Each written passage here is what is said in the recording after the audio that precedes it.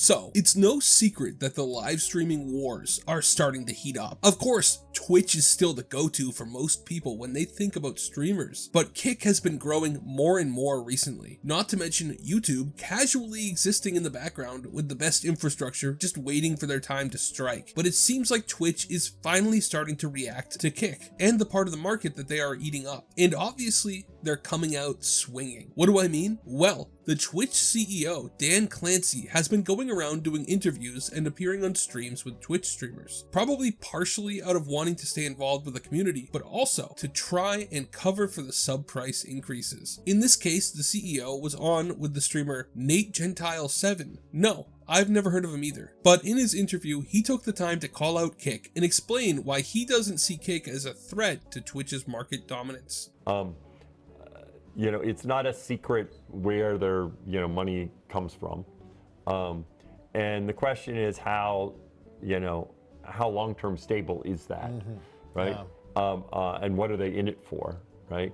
And how much are they trying to grow the live streaming market? If you notice, TikTok doesn't come to try to get our streamers. They go to try to get new people streaming. Yeah, another type of to differentiate. Right. I think it is a complete mistake to say, oh, the live streaming market is fixed. I'm just going to try to get what the other guy has. Yeah, and I will pay someone to come with me because And then as soon as they stop paying him, then they're going to come back because that happened with Mixer. It happened with YouTube. That yes, they paid and then they come back. Facebook too. Yeah. Right. We've had this competition before, and I think our focus is on who's on Twitch because I do think we are hands down the best platform.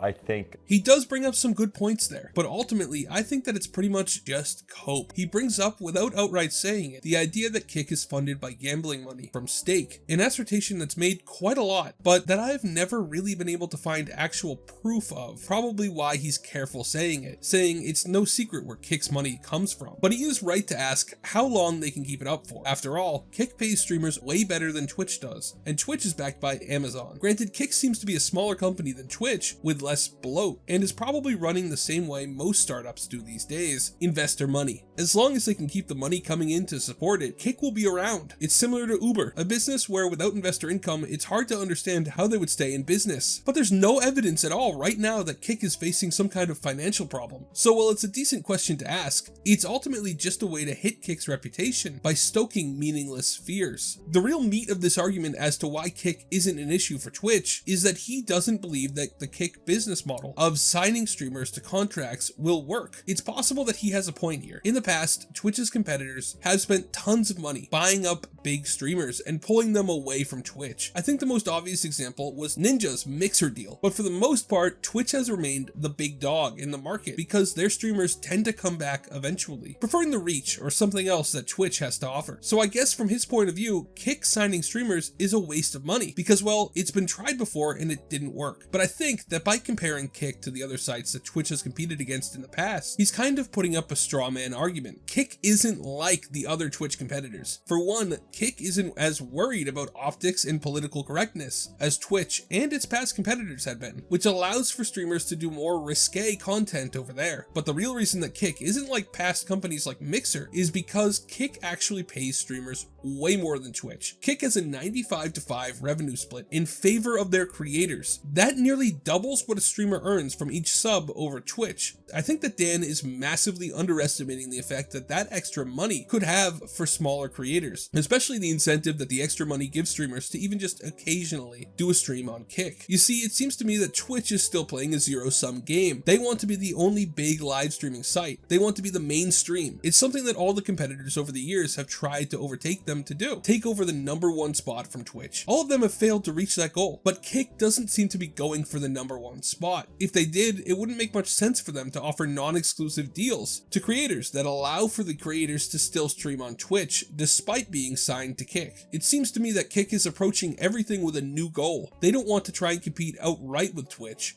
At least for now. They want to eat up market share over time, with streamers occasionally sending a stream on Kick for something they can't do on Twitch, or just as a second income source for creators. It seems to me that Kick is fine being in second place for now, and that they're building a brand, for better or worse, before they try to actually compete outright. It's a slow and steady strategy as opposed to the past all or nothing gambles that Twitch has faced. I think overall that the Twitch CEO even mentioning and having detailed thoughts as to why he doesn't perceive Kick as an immediate threat to Twitch's top spot in the streaming world is a good sign for Kick. It shows that the higher ups at Twitch are paying attention to Kick and have had conversations as to whether or not they should be worried about Kick. If they hadn't, he wouldn't have had well-articulated arguments ready to bring up at the drop of a hat. And it seems like I'm not the only one who sees the Twitch CEO addressing Kick as a good sign for Kick, as the Kick staff, in particular, the head of strategic partnerships, Andrew Santamaria, responded to the Twitch CEO's comments on his live stream. That someone just asked, someone asked the question, hey, how do you feel about the Twitch CEO saying that once they stop paying Kick streamers that they'll come back? There's two things. A, I am glad he's saying this. That means that there's competition in the market. There's so much competition in the market that this man is traveling around Europe shaking hands and kissing babies because all the Prime subs and all the subs are going up around the world. This is damage control. This is fan-effing-tastic. And here's the other thing. When people go back to other platforms, wherever they came from, and then I used Whittle Bears as an example, we're still part of the Kick diet. We're still part of the streaming diet.